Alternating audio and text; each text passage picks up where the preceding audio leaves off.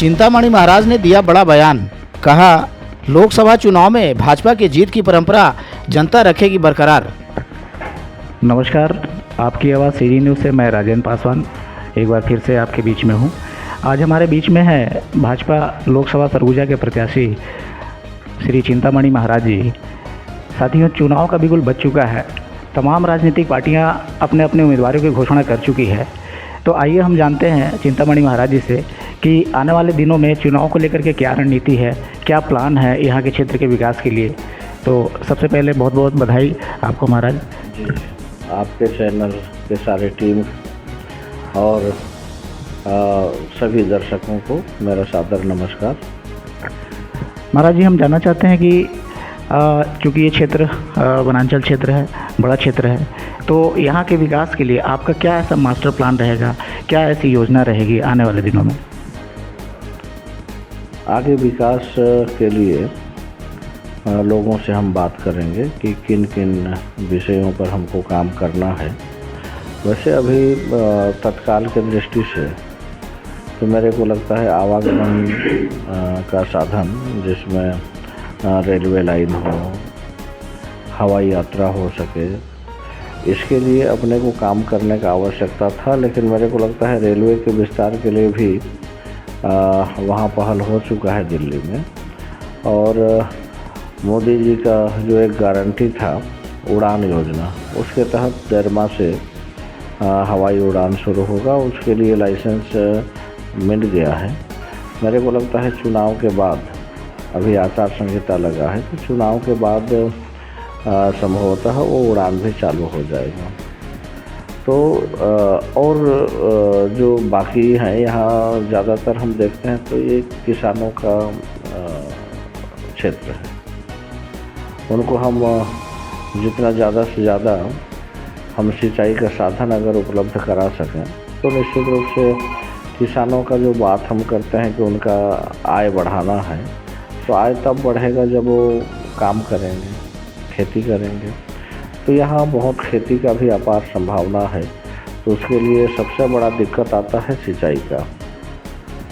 सिंचाई का साधन अगर हम उपलब्ध करा देंगे तो निश्चित रूप से उसका लाभ हमारे किसानों को होगा और आर्थिक रूप से सब संपन्न होंगे। महाराज जी, जैसे कांग्रेस ने अभी एक युवा चेहरे को मौका दिया है, तो आप इसे किस रूप में देखते हैं? आप इस कि मतलब जैसे राजनीतिक कैरियर, चूँकि उनका पहली दफ़ा है, उनको पहली बार मौका मिला है। आप चूँकि संगठन में पहले रहे हैं, कांग्रेस में भी आपको पर्याप्त अनुभव है, तो किस रूप में देखते हैं इस मुकाबले को?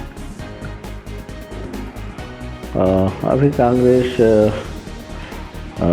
एक युवा प्रत्याशी के रूप में शशि सिंह को उतारा है। लेकिन अभी पूरे देश में, मैं सिर्फ लोकसभा का बात नहीं कर रहा हूँ, पूरे देश में मोदी जी के बातों पर, उनके गारंटियों पर लोगों को भरोसा है। अभी जो देश के लिए जो सबसे बड़ा काम हुआ, राम मंदिर बनने का, विशाल राम मंदिर बना और उसका प्राण प्रतिष्ठा भी हुआ, जिसमें हमारे कांग्रेस के साथी, उनको भी आमंत्रण मिला लेकिन जाने से मना किया। तो लोगों के मन में जो एक बड़ी बात ये आया है कि हमारे भारत में जहाँ भगवान राम और कृष्ण का अवतार हुआ था, वहाँ पर हम लोगों को ये बताना पड़ता था। अपने गायत्री परिवार का एक लेख, अगर शायद आपको याद होगा, दीवालों में एक लेख आता था, गर्व से कहो हम हिंदू हैं, हम हिंदुस्तान के रहने वाले, जहाँ भगवान राम कृष्ण का अवतार हुआ, ऐसे देश में अगर ये कहना पड़ रहा था, लिख के बताना पड़ रहा था, गर्व से कहो हम हिंदू हैं, तो इससे दुखद बात क्या हो सकता है। लेकिन आप विचार करेंगे तो 22 जनवरी, जिस दिन भगवान राम का अयोध्या के विशाल मंदिर में प्राण प्रतिष्ठा हुआ, उसके बाद लोगों के मन में, उनके हृदय में जो परिवर्तन हुआ है, वो देखने लायक विषय है, अनुभव करने लायक विषय है। उस दिन एक निर्देश और भी था, शाम को सभी अपने घर के सामने 5-5 दीपक जलाएंगे। तो मेरे को लगता है 5-5 दीपक ही नहीं, अपने हैसियत के हिसाब से दिवाली से भी ज़्यादा लोग दिया जलाए हैं। और उसमें दूसरा विषय सिर्फ शहर और नगरों में ही दीपक जला है ऐसा नहीं है। ऐसे क्षेत्र जहाँ पर पहुँच विहीन है, वहाँ पर आवागमन का साधन वहाँ तक है नहीं, प्रचार का भी साधन वहाँ नहीं है, ऐसे जगहों पर भी लोग पूरा दीपावली से भी ज़्यादा खुशी भगवान राम के 500 साल के बाद अपने घर में आने का खुशी मनाए हैं। वो परिवर्तन जो दिखता है, हृदय परिवर्तन, काम किया जा सकता है, लेकिन माननीय मोदी जी ने जो हृदय परिवर्तन का जो काम किया, उससे बड़ा और कुछ नहीं हो सकता है। तो सभी के मन में मोदी जी के प्रति आस्था है, भगवान राम के प्रति आस्था है। तो मेरे को ऐसा लग रहा है कि पूरे देश के लोग सभी तीसरी बार पुनः प्रधानमंत्री जी, आदरणीय मोदी जी को प्रधानमंत्री की कुर्सी में पुनः बैठाएंगे। 20 वर्षों से सरगुजा में भाजपा का ही कब्जा रहा है सांसद के रूप में, तो क्या इस बार उस परंपरा को फिर से आप दोहरा पाएंगे? नहीं, हम दोहराएंगे वो थोड़ा सा गलत हो जा रहा है। जनता दोहरा रही है। यहाँ पर चिंतामणि चुनाव नहीं लड़ रहा है। यहाँ पर भाजपा के पदाधिकारी, भाजपा के बड़े कार्यकर्ता और छोटे कार्यकर्ता, मतदाता सभी चुनाव लड़ रहे हैं। तो मेरे को लगता है उसमें संशय नहीं है कि ये परंपरा कायम नहीं रहेगा जी। तो अपने जीत को लेकर के पूरी तरह से आशान्वित हैं? हम लोगों का जैसा हम रुझान देख रहे हैं, उसके आधार पर हमको ऐसा लगता है कि सफलता मिलेगी।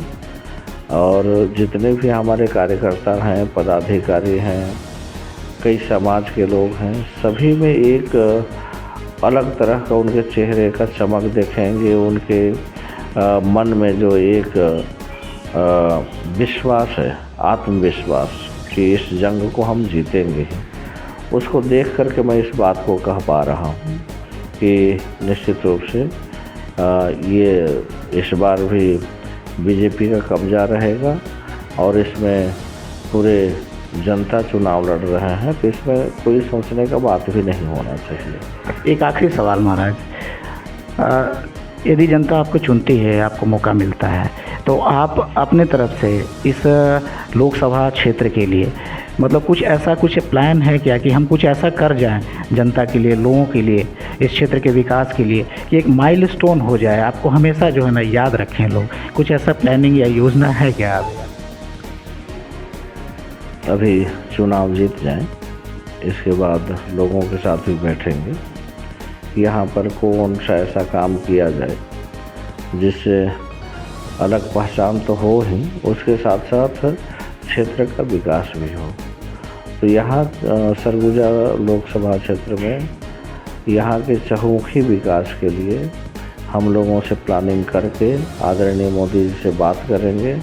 और मेरे को नहीं लगता कि यहाँ से जो भी प्रस्ताव जाएगा उस पर काम नहीं होगा। हमको पूर्ण भरोसा है कि हम इन 5 सालों में ऐसा करके दिखाने की कोशिश करेंगे, ऐसा काम करने की कोशिश करेंगे कि हम इस चुनाव में जीतने के बाद ये काम हुआ ऐसा लोगों को दिखे। और इसमें हमारे केंद्रीय नेतृत्व और प्रदेश के नेतृत्व का मार्गदर्शन रहेगा कि इन कामों को करना है। हमारे जो कार्यकर्ता हैं, मतदाता हैं, सभी लोगों के मार्गदर्शन दे करके हम आगे बढ़ेंगे और उन ऊंचाइयों को छूने की कोशिश करेंगे जिसको हम छूना चाहते हैं। चलिए, बहुत बहुत धन्यवाद महाराज। तो जैसा कि आपने देखा कि चिंतामणि महाराज जी अपने क्षेत्र को विकास के लिए पूरी तरह से जनता को आश्वस्त करना चाहते हैं। यदि उनको आशीर्वाद मिलता है जनता का, तो आने वाले क्षेत्र में चहुमुखी विकास की ओर ये अग्रसर रहेंगे, हमेशा प्रयासरत रहेंगे। बहुत बहुत धन्यवाद। आपकी आवाज़ CG न्यूज़ से राजेंद्र पासवान, कैमरामैन नरेश बैखराजी के साथ में।